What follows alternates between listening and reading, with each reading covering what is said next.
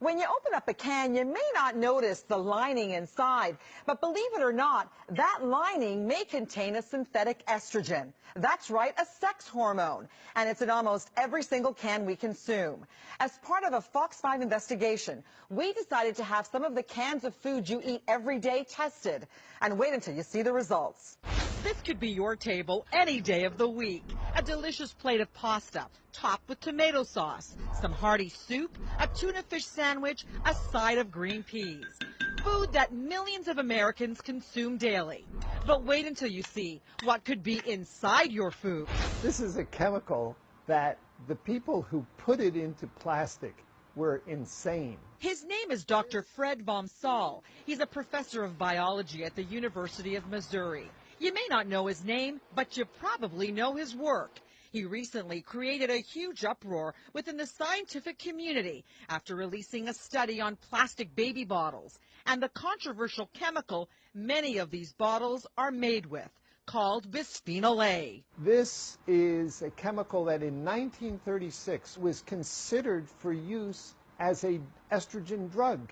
Then in the 1950s, some tricky chemists found that they could link this chemical together and it creates a hard, clear, glass-like plastic. And this glass-like plastic is sprayed into cans we buy every day. The only problem with that is the plastic is then made from a sex hormone. And it's virtually in every can of food we consume. And according to Dr. Vom Saal, bisphenol A is a big problem because he says it leaches into the foods we eat. And when you heat this plastic or put tomato sauce in it, the acid degrades the plastic and then the food that's in there is full of this sex hormone.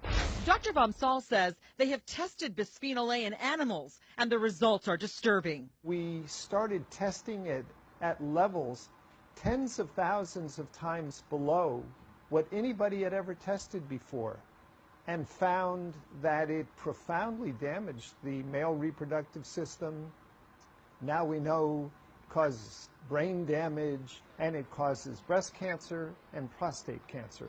So we decided to do our own tests of common foods we eat every day. We went to different grocery stores and purchased tomato sauces, soups, peas, tuna fish, as well as plastic containers and food wraps. We then sent them all to Dr. Vom Saal's lab in Missouri for testing. The food was removed from the cans. The cans were all cleaned, washed multiple times with water, allowed to dry, and then we put ultra pure water in the cans to determine how stable the lining of the can was when just faced with water being in contact with it for 24 hours. The results were concerning. Every single product here put out an amount of bisphenol A that would be in the danger zone. The highest levels measured in micrograms were found in cans of Hunt's tomato sauce, followed by Red Pack, Del Monte peas, the Starkist tuna, and the Rubbermaid plastic container. This is a chemical that can alter the way your cells function at below a trillionth of a gram, 1 million times lower than this. And he says if the research on animals doesn't concern you, this will. Dr. Vom Saal says when he places bisphenol A leached water into a test tube with breast cancer cells, the cancer cells multiply rapidly. These amounts would massively stimulate these cells. Bisphenol A is big business here in the United States. It is estimated that the chemical companies produce 7 billion pounds of it a year, and it's making its way into our bodies.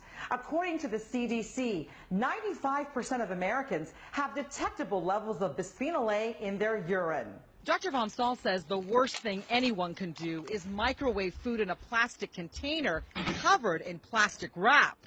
Stop doing that immediately. The hotter a product becomes, the greater the amount of bisphenol A that will come out of it.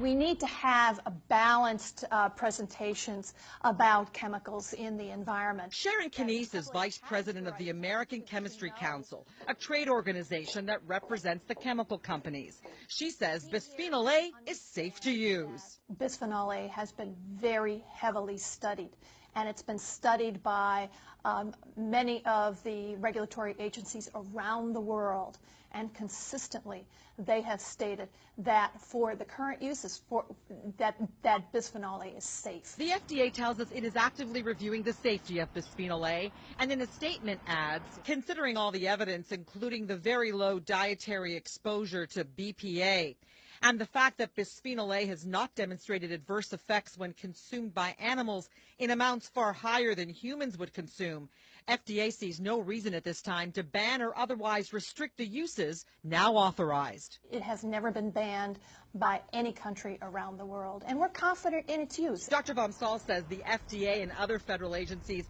are working with antiquated data. There are 700 published scientific studies about the health effects of bisphenol A that the FDA has never gotten around to looking at. We contacted the parent companies for the products we tested, and in individual statements, the companies reiterated that bisphenol A is used in their products because it has been deemed safe and it is approved by the FDA. I'm Mary Garofalo.